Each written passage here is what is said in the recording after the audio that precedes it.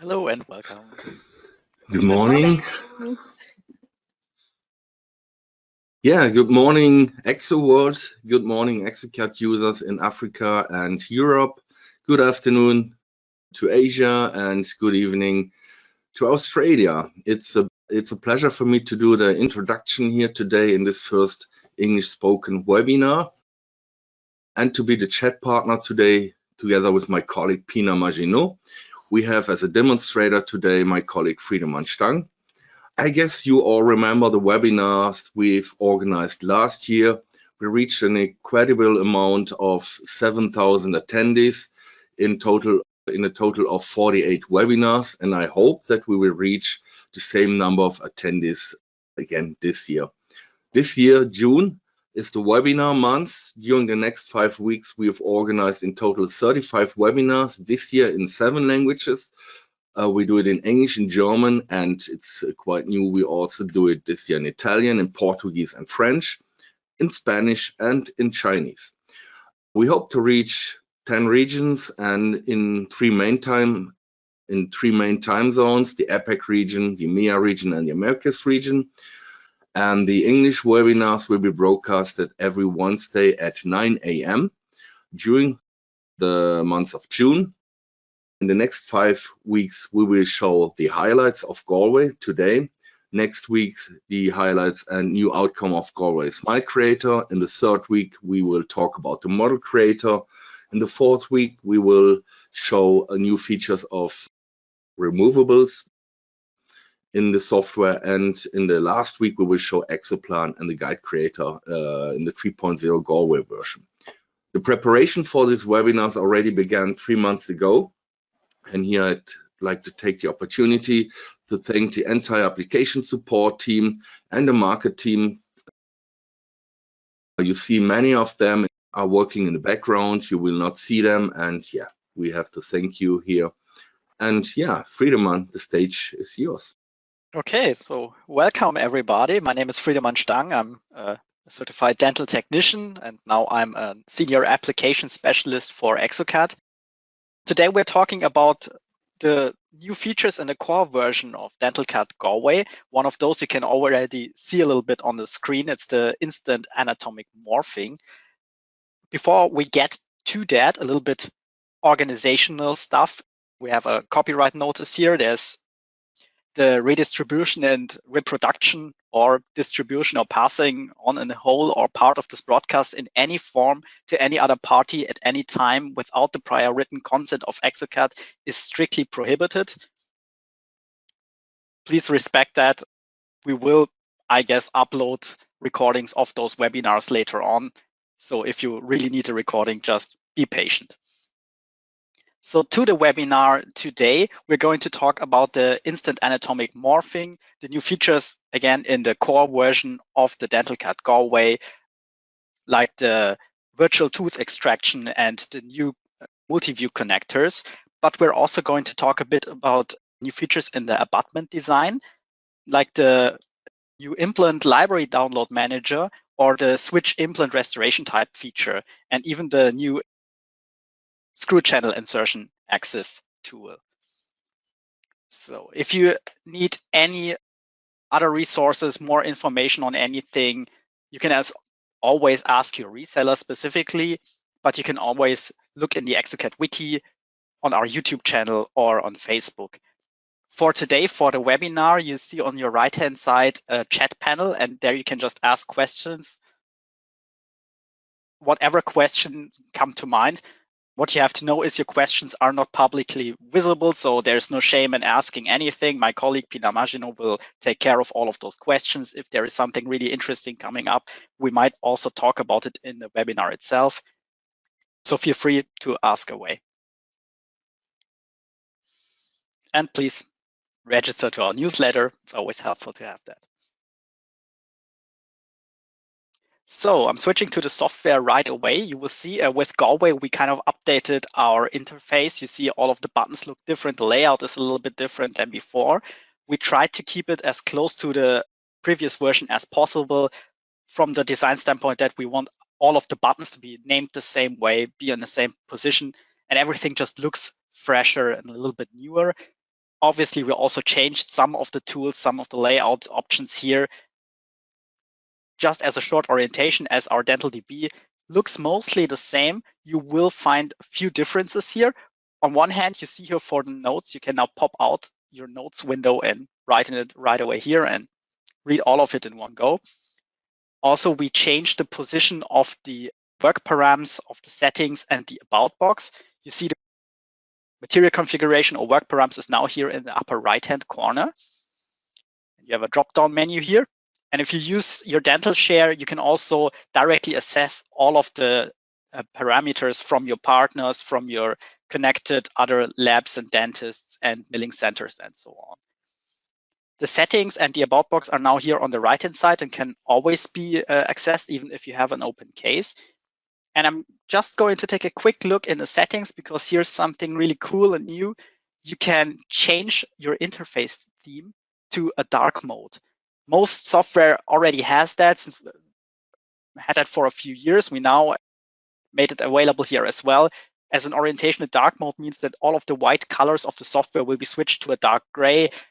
The whole interface then looks a little bit more darker for the simple reason that having a white software shining in your eyes the whole day while you're working on it can be a little bit tiring. Some people prefer the light mode, some people prefer the dark mode. I would recommend trying it out or switching to the dark mode at the evening hours so you can calm down a little bit in the evening. Here's a little more selections here, like different color types for your work parameters and so on. I always recommend try it out, play a bit with the different settings, what suits you, what you personally like, and see that you're able to adapt the software to whatever you prefer. For the first case today, we're going to use our regular 3-element bridge case. I guess most of you already know this case, but maybe someone has already spotted here. We have also the canine added to the bridge. Before I open this, let me show you how this now looks in the DentalCAD Galway. If I click on one of the empty teeth, you have, as always, your selection of work types here. That's the same as it has always been. But now if I select here any work type, you see the material selection. And now you see there's a difference in how the parameters look. We changed all of the drop-down menus to buttons that you can select right away. For us, it seemed easier to understand buttons instead of drop-down menus. And again, you have here your advanced parameters, the same as it has always been. You will see that the buttons here for your different options are a lot more, or perceivable a lot more than in the past. Most of them don't need to concern you for your default bridge designs and so on. For now, I'm going to open the Pontic that we added here. If you know the case, you will see it in the model right away when we start the design of the case. But if you know the case, the canine is still present. It's still a more or less healthy tooth in the case. So here we added a reduced Pontic. And here on the right-hand side in the options and parameters, we activated the virtual extraction. If you select a Pontic as a work type now, you get the option to directly activate the virtual extraction. This is one of those tools that you can, as always, just access in the expert mode in the DentalCAD. But for Pontics, you can pre-select it in the DentalDB, and then it will be part of your wizard workflow, so you don't tend to forget to extract your teeth. So I'm going to the design right away. The rest of the bridge is just a regular zirconia full anatomic bridge. As you can see here on the right-hand side, I also have a few buttons for different 3D printer companies. We integrated lots of 3D printer software now. So if you install the software on your PC, you automatically get a button of it in your DentalDB. You don't have to do anything else for that and can use the Exoprint to just get your designed cases on your 3D printer. For a full list of the 3D printers, you can just look on our website, and we will have a topic about that in the next few weeks.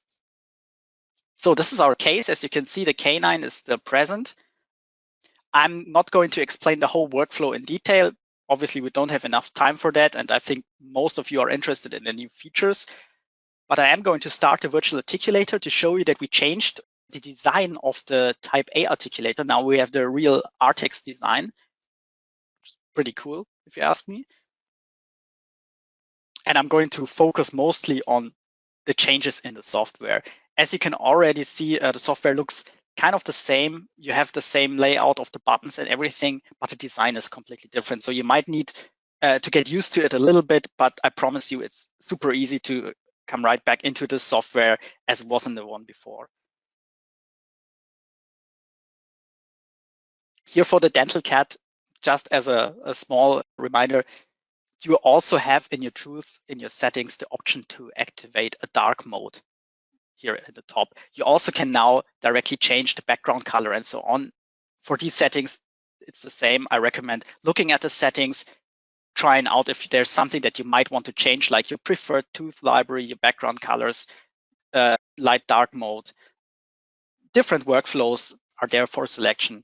Just take your time, look through all of the options and see what suits you. So for the margin lines, for this demo case at least, I can just go next because the margin lines themselves are already drawn in for this case. So there's nothing new to do here. Then we have our crown bottom step. And you see it's all still the same, just looks a little bit different.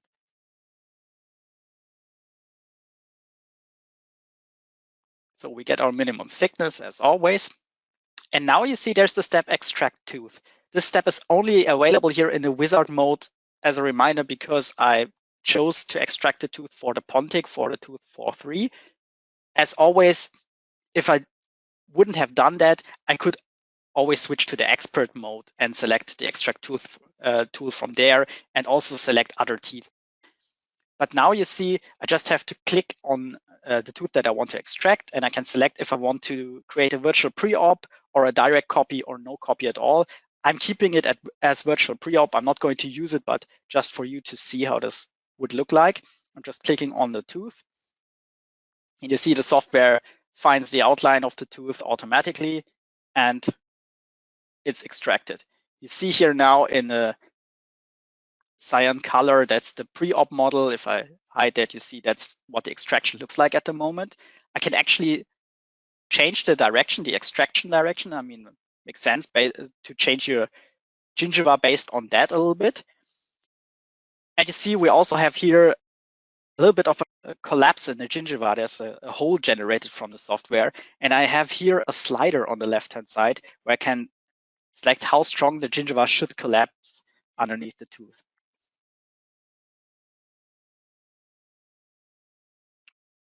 I'm keeping it as a little bit average. If I'm not happy with the changes that I did, I can just, as always, click on discard changes, but I think that looks quite good.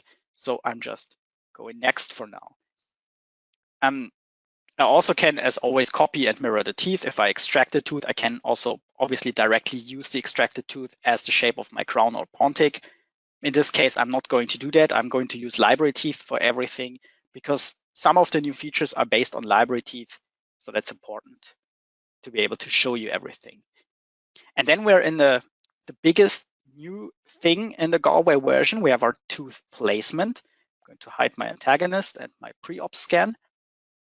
As always, I can use the chain mode to place my teeth and use the right click and select load custom model teeth to change the library to anything different. As a reminder, in the settings, you can, as always, select a specific library as your preferred library. That will always be the pre-selected one. For me, that's the generic teeth, but you can select all of those libraries here as well, or whatever libraries you have. We introduced a few new libraries here, 4 to be precise, the Rob Tolley libraries. We have their different shapes, square, triangular, and unique and oval. I'm going to just select the triangular just to show the new tooth libraries for this case. The features I'm going to show you now work with every tooth library. So it's not something that's only available for specific ones. You can use every integrated tooth library and use the features.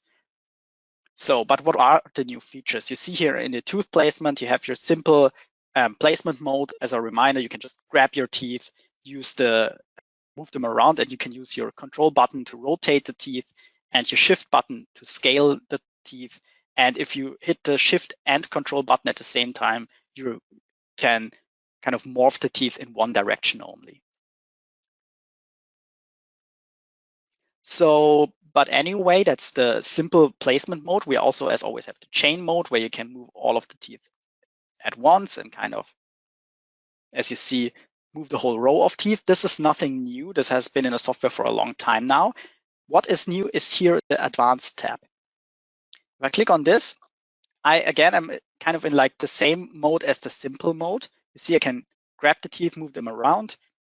If I hit Control, I can rotate the tooth. And if I hit Scale, I can scale the tooth. But you can already see a little bit of a difference here. There's those arrows showing up. The scaling mode here is a selection between two different scaling modes, actually. On one hand, I'm just going to deactivate the distances for now, so it's easier visible. I have this mode here where you see those pink and blue arrows and even orange ones here showing you the cardinal directions of the teeth. And if I scale the tooth now, you see the approximal contact point stays at the same position. So you can scale the teeth in one specific direction while keeping contact points. The same for occlusion, obviously, and so on. And if you hit Control and Shift at the same time, as a reminder, in a simple mode, this meant morphing like this. But in the advanced mode, if I do that, you see I just get two of those arrows at the same time. And the software tries to keep two of those sides at the same position while scaling the tooth. I think that's pretty intuitive because often you position your tooth in a way and say, okay, there's the approximate contact point. That's where I want it to be. But now the tooth is a little bit too big and then I'm just going to scale it down and I'm not losing the contact point that I just placed. We also have here, as you see, this is the tooth axis selection scaling. We also have here the free axis selection scaling. And if I select that, the movement and the rotation on Control are the same. But if I now scale the tooth, you see, if I hit Shift and hover with the mouse over the tooth, you see this box around the tooth. And if I do this, it's kind of the same as it keeps the start of the arrow in the same position, but I can select completely free where this position should be. In the other mode, you have the cardinal directions and you cannot really switch this up. But in this mode, you can freely scale the tooth in whatever direction, and the same if you scale it in only several directions at once and kind of morph the tooth to be a different shape. So aside from that, we also now here have a small freeforming tool. It's one of those anatomic freeforming tools, you know, where you can deform the cusps and tooth parts and so on. And here it's a little bit in between the cusps and the tooth parts.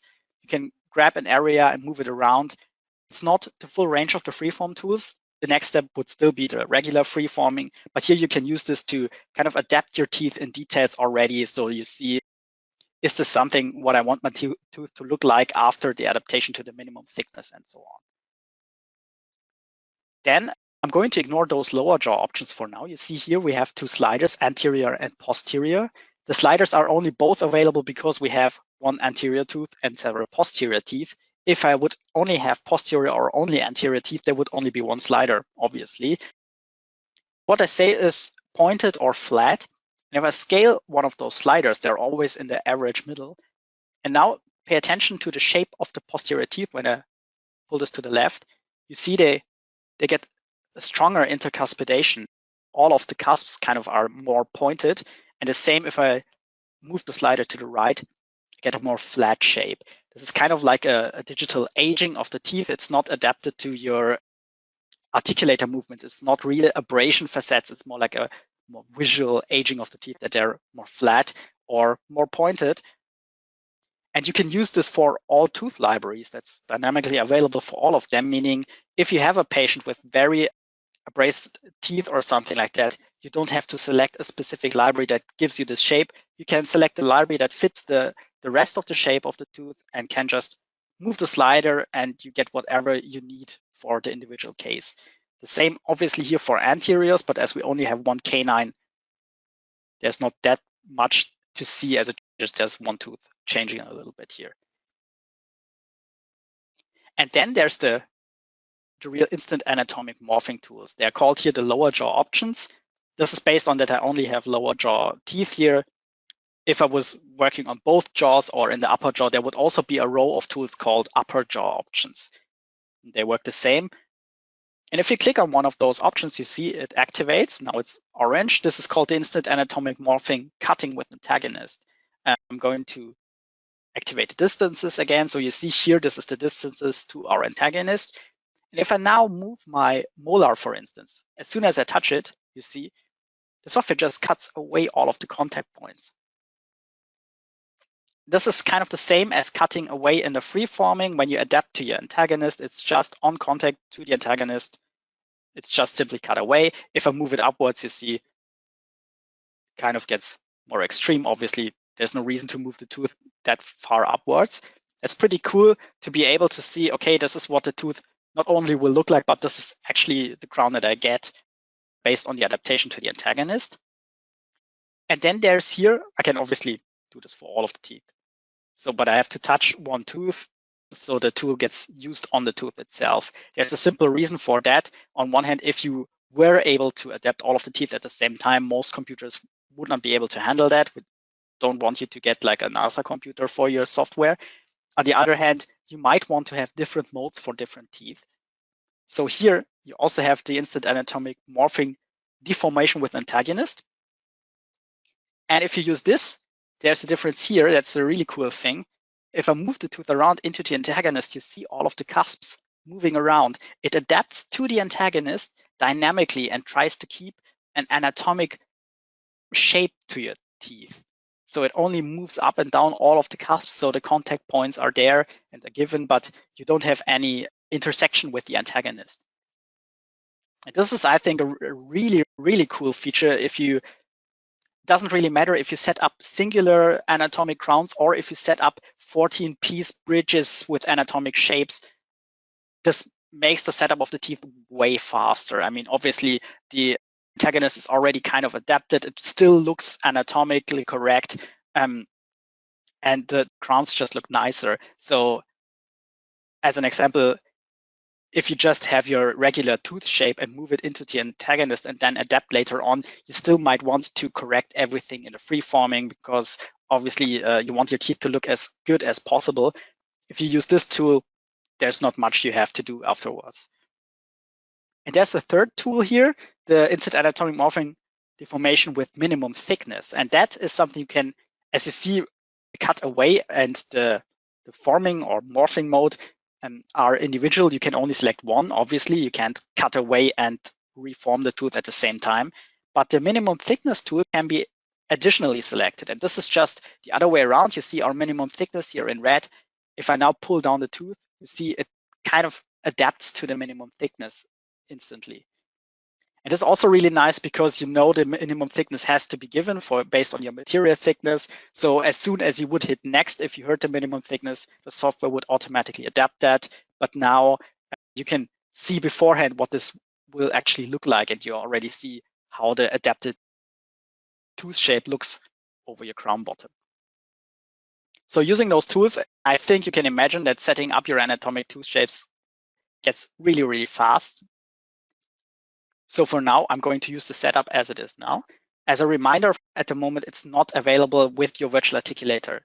Will be in the future, but for now it's not. So if you have dynamic movements from your virtual articulator, you still need to adapt them. And I recommend adapting them anyway, whenever you do something like that. So now the tooth shapes get adapted. They stay mostly the same. I can, as always, use my freeform tool to change whatever I want. And there's not really any changes in the freeforming. It looks a little bit different in all of the way. I have my adaptation here. We have still our cut all intersections button down here, and I'm going to use that for this case, which adapts all of the pontics, occlusal contacts, and the proximal contacts at the same time. Then I'm just going to flatten that here. That's what I always like to do.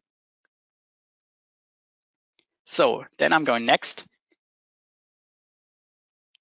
And now I could theoretically adapt to my pre-op scan because I have a pre-op scan now based on the original tooth shape. I'm not going to do that here, but it would obviously be possible.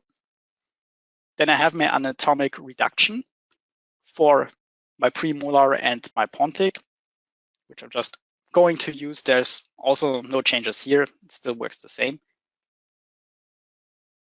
my second freeforming. And now we get to our connector step. I mean, as a reminder, the connectors can just be moved around however you want here. You have different shapes available. You can switch to a more triangular or a square shape and so on. We also have here this plus shape. This doesn't mean that the connector is plus shaped in the end. It just means all of the intersections between the teeth will be used as your connector shape. So if you have several anatomic crowns or pontics or whatever, and they intersect in the approximal area, you can just hit that. I'm just going to show it to you real quick, and the software will try to create a connector based on the minimum intersection. Obviously, for something like that, it doesn't really work because they're reduced. There's no intersection here. So I'm going to go back to a normal circular shape. We also have here now some advanced placement option. This is here the below approximal contact, behind approximal contact, and there's some average values here. You can use this to just say, okay, I want to have those connectors a little bit lower if they're automatically placed, and the software tries to place them lower. Obviously, based on your design, those values might be a little bit too strong. So you can change this up a little bit as well. As always, you can move them around. But then one of the biggest new changes, I mean, I think many of you know the free mode for the connectors where you get those control curves. You always have those different colored rings here, the blue, the green, and the cyan color, which are connected with your control points. And you have always pairs of 3 connected as well with the black dotted line that are that kind of stick together. And if you move it around, you get kind of the possibility to shape your connector in whatever way you want. Obviously, shaping connectors using this tool can be quite time consuming if you're trying to create something that's not a regular shape like circular, triangle, square shape, whatever. So if you're trying to create something like an L shape or something for your connector, something very special, not mirrored, this takes some time. But now we have here the Multiview Design button. It's available in both tabs. And if I hit that, you see here on the right-hand side, I get some additional views. In the main view in the middle, you see this connector is selected. I can just click on another connector and this one will be selected. And then I see the 3 rings of the connector in additional multi-views. And I can use this to move those rings around. I have a little bit more control. I can actually rotate those views as well if I want to. And here I have a few tools available to help me design connector. It's not only easier to move the control points around wherever I specifically want them, but now also I can do stuff like hitting my shortcut keys like Control and so on. Obviously, if I hit Control and move the center point, this moves around the whole connector.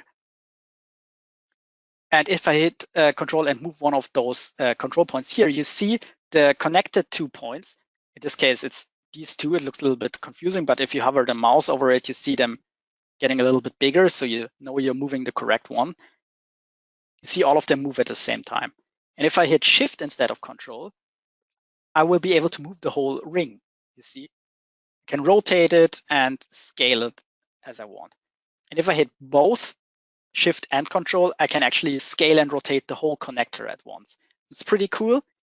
Additionally, since these are control point curves, I can always hit Control, click on a curve, and add another point. And you see there's a pair of 3 added, so the points are always also added in the other rings.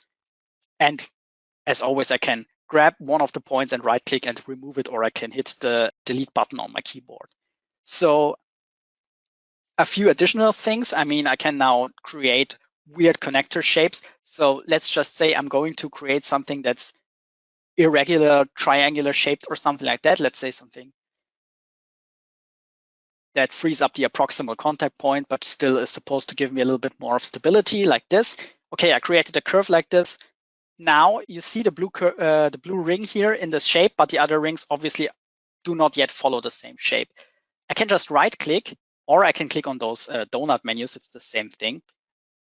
And here I can on one hand reset the views and jump to the next connectors and so on, switch to specific connectors as well.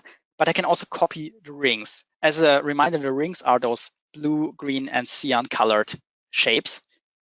And I can copy the ring to only the middle or to the tooth for 5 or to both. And if I click this, you see the same shape happens to be on all 3 of those additional views. And now I can use the whole rotation and so on and get this very weird connector shape. So now I created a connector with a very specific shape, but I want this to be on more of the teeth. So I can, again, just right click and you have here copy connector to, and then I can copy this to all other teeth or only all anteriors in the lower or if available upper jaw or posteriors or to specific other connectors. So I can copy this to the connector between tooth 4.4 and 4.5, for instance, and you see it instantly changed. And if I click on that, it's the same shape. Obviously, for this case here, it doesn't really make any sense to have a shape like this. Maybe I should scale it down a bit or whatever, change parts of it to follow the shape of this specific tooth. Shouldn't be that big of a problem to create whatever shape I want with this additional multi-view connector tool. So I think that's basically all for the multi-view connectors. I think it's clear what those are for. For the demonstration, I kind of created a weird shape. I'm just going to reset everything by just selecting here a circular shape and hitting apply. And you see everything is back to the original shape. So even if you design something completely weird and are not happy with it, obviously you can undo everything or you can reset everything with applying the shape again. Okay. I'm just going to leave the connectors as they are. They're obviously not perfect at all, but I think that's all for demonstrating the new features for the core version of the DentalCAD for now. Is there any questions before I switch to the abutment design? No questions at the moment. Yeah, you explained it really well.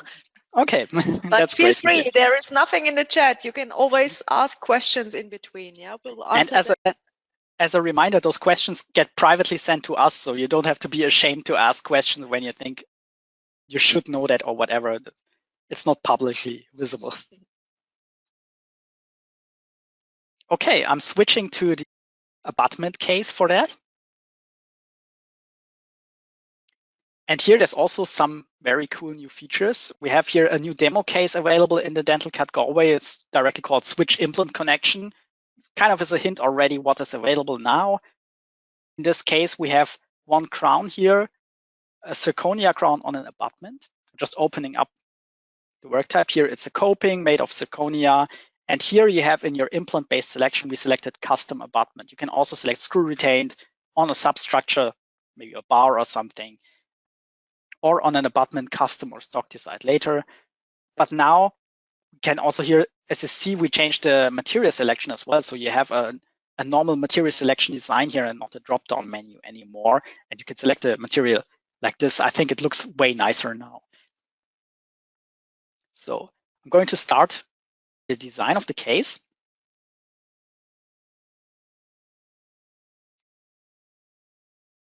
And as you can see here in the notes, there's already a very long explanation about this case. This is part of the demo case. So if you get the Galway version and get the regular demo cases, you will have this as well. We wrote a short explanation how the switch implant tool even works, how you can try it out in the demo case, but I think you will understand right away when you see it. So this is our case here. We have our scan body. We have our implant selection. Here we have just a demo library available. And you might already know this download more libraries button, which in the past just sent you to our homepage where you have the download portal to download different implant libraries. This is something we changed now. If you click on download more libraries, you see it says wait for library manager. And this just opens up this additional window here, your Execute library manager. And this looks like our download portal. You have the same information here. You have the selection of all of the different implant libraries. And for every library, I'm just going to click on whatever is right here.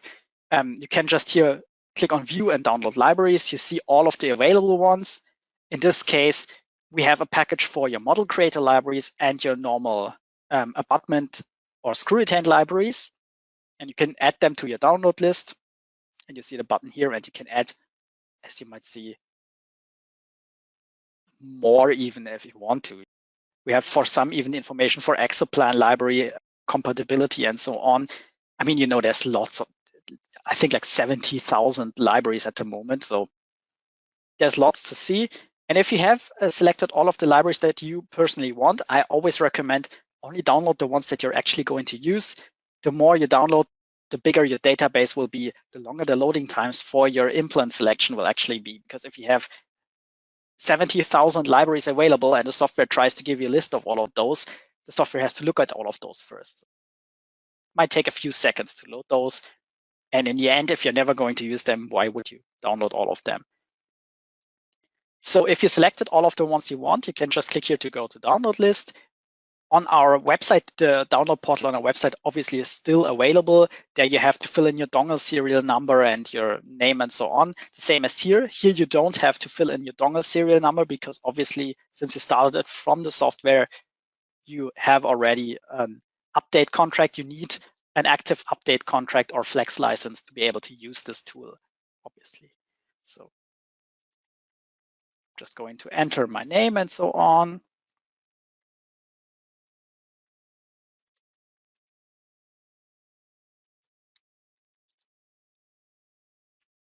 So if you have a company name, you can also select the type of company. In this case here, we're an education facility.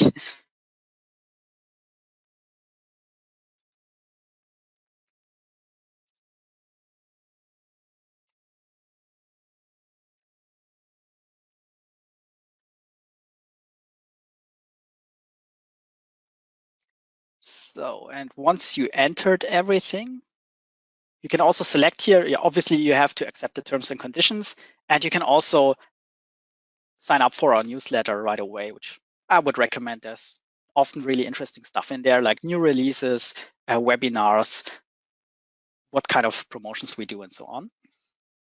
So then you click on Install Libraries. You see it just starts downloading the libraries for you. If you ever used our download portal, you know in the past the way was to go on our website, go through the same process there, and then you get sent an email with a download link and can click on the link and download the libraries. And you also get a short PDF explaining to you where to place those libraries. Obviously, they need to be placed in a specific folder for the software to use it. Here now, the software automatically downloads everything, installs it, it's finished. You're done. You don't have to concern yourself with the correct placement in folders and so on. What you see now is here important. You must restart the software to update libraries. Obviously, the DentalCAD only loads the libraries once you start it up. So if you download libraries later on, the DentalCAD doesn't look at them anymore. So it doesn't realize that you changed the libraries. Might sound a little bit inconvenient, but makes perfect sense because imagine you create an abutment case with libraries and then you change those libraries. What would happen to your case afterwards if it would look at the changed libraries? I think you can imagine that this would be a bad idea. So I'm closing the DentalCAD again. I just click on Design again and open it up. And then you will see that the additional libraries that I just downloaded are also available. Obviously, for this demo case, I'm going to use our demo library. I just clicked on random libraries that were on my screen when I scrolled through the download portal, but you can see how they installed automatically. So if I click here on the Select Implant Analog, you see there's now the CAMDente and DenRackle. These are the two I just selected. As you see, DenRackle has lots of different ones, but I'm just, again, using the demo library. For all of our demo cases that use implant libraries in any way, we created for our demo library actually names based on the case name. So we have the switch implant connection case. So I'm going to use this implant library here. I think that's pretty convenient for the demonstration. I click on the scan body and then click the best fit matching. If I hold down the control button while doing that, the software gives me a color-coded information about the fit itself. You see here blue means it's a perfect fit in those areas. And you can also see there's those two arrows here and the degree numbers. And I can use this to rotate the connection based on the implant library.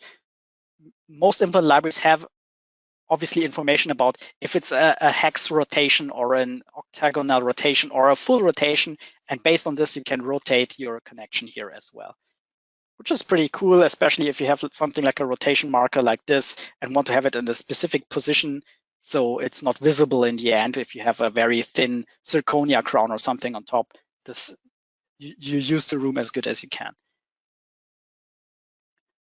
So then I have my emergence profile. There's nothing new here. I'm just going to select a few points for that.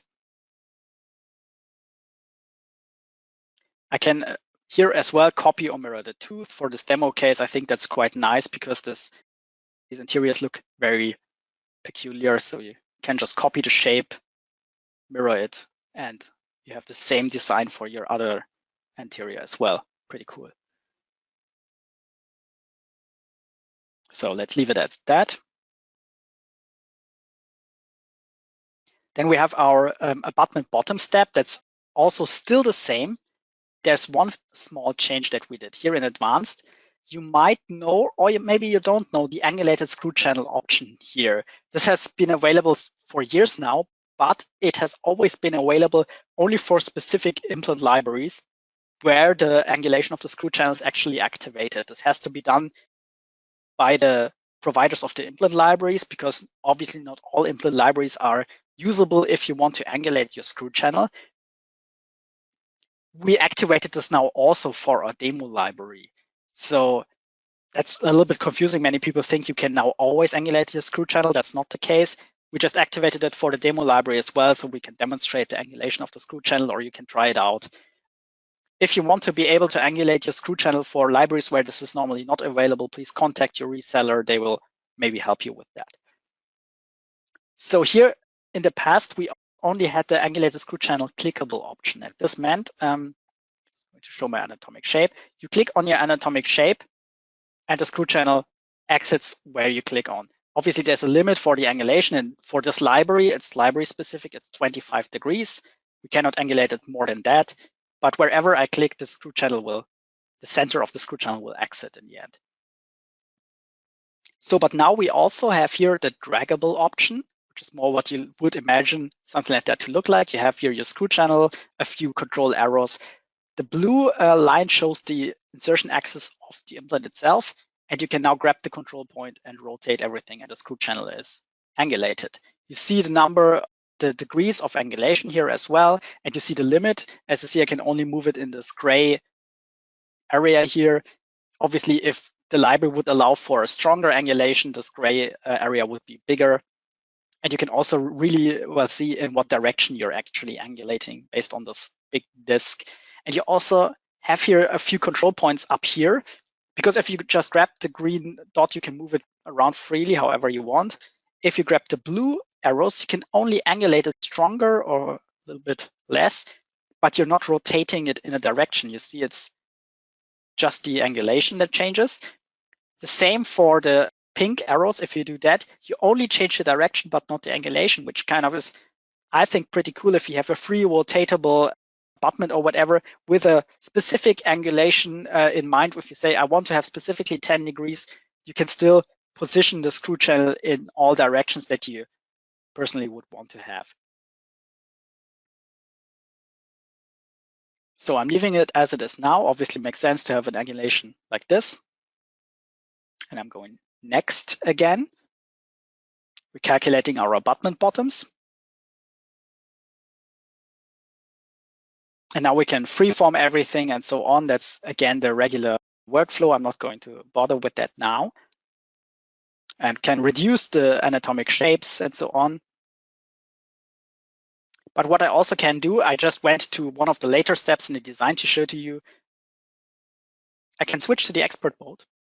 And if I right click now, you see down here, we have lots of tools available in the expert mode on right click, as you see. There's two new tools, the select implant type and the switch implant connection library. That's why I went ahead and through the workflow very far to the end. We're nearly done with the design, but I can still now select a different implant type or switch my implant connection library. I'm going to use the implant connection library tool first. This just means that I can switch my implant to another implant that's available that has a connection that works with the same connection. Sorry, I'm just losing kind of my words right now.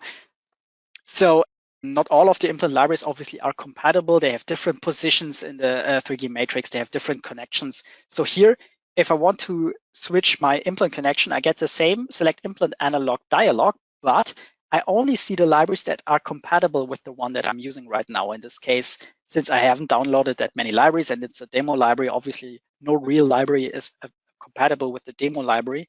There's nothing else to select here, but we have different connection types here. You see we have the switch implant connection and the screw retained crown connection. And if I select the screw retained crown connection, that's just named like this for a demo case, you see there's a different connection here, a different shape. And I can change the connection. I mean, sometimes this happens, you scan your case and you design your abutment and then you realize, oh, I selected the wrong connection type, or I want to switch the connection type or whatever. You can now do this even though you're already done with your design. You can also do this to rotate this whole thing again based on the implant library. So, but I'm going to cancel this for now, because what we also can do, because it's also something that happens quite often, you can select the implant type. And this means you can switch between screw retains or custom abutments. This is a case I had quite often in the dental lab, that you create an abutment and then you realize there's not enough space and you want to switch it to a screw retained crown, and you would have to start completely over because the workflow is completely kind of the same, but still the implant is different and you have to select the implant at the start of the design. Now you can just change it here. You can switch to on custom abutment, click OK. And if I now go to wizard, all of the steps that I already did are done. The wizard just needs to redo all of the steps that are not yet done for an abutment, meaning I will have the step for the abutment top, for instance, which is not part of your screw retained crown design. I have my secondary insertion axis for my abutment here now, and then my normal abutment design steps. I think that's pretty neat to be able to just switch it up if you realize, okay, the case changed based on the new information that I have now that I see it digitally. Now I see what material I can use. And yeah, I think most of you can relate to the problem that you want to switch between screw retained or abutment designs. And you see that's simple as that. Now I have an abutment design here, even though I selected screw retained crown in the beginning, and you're good to go. And I think that's all of that, if I did not forget one of the many new features. Are there any questions at the moment? Not really. Our attendees are a little bit shy. Maybe they're all experts already and know all of this. Yeah, maybe. Yeah. So, but feel free to ask questions. We're here. We do have still time.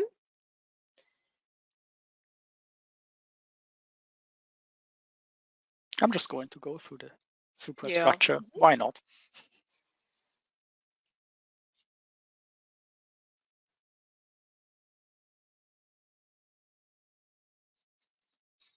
What I really can do is switch to the dark mode for once.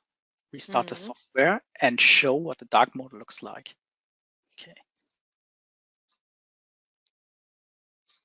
And you see, as always, it wants me, if I change something in the setting, the DentalCAD wants to restart it again. I'm just going to open it a second time.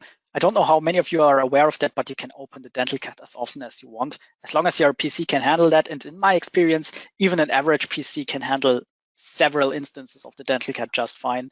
I think in my head, I had like 6 versions of the DentalCAD open at the same time and didn't even realize that the performance went down or something like that. So, and this is what the dark mode looks like. You see all of the colors that were previously white are now dark gray, and the background color changed. So we took a lot of time to really design the dark mode in a way that it's still everything is quite clear if you look at it and you can see all of the specific tools and so available, because obviously just switching white to dark gray poses some problems. So we really, there was really some work going into this, and you can maybe already realize if you look at the screen like this the whole day, your eyes won't get as tired in the evening. I really recommend trying it out in your day-to-day work. It's super helpful, especially now that more and more dental technicians just sit in front of a computer screen the whole day. Or also, it is possible to choose any other color with the picker and with the hash code in the settings. If you would like to have a gray one, what we have available in the settings now is at least the background color, because this is something that's really up to personal preference. If you want a light or dark background color, what kind of colors you prefer, you can actually change here the background color and add whatever you want. You can select different colors and you see it changes right away, and you see you can select whatever you prefer and just save it. You can even enter here the hex code and so on, and individually change it to the color you prefer. That's pretty cool, I think. Mm-hmm. And obviously then save it, and you have some presets here and so on. So, okay. 10 o'clock. Webinar is so far over. Okay. Yeah. Thank you guys for the presentation, and thank you to the attendees for being here, for your time. And we hope you've learned something, and hopefully see you next week. See you then. Have a great week. Bye-bye. Bye.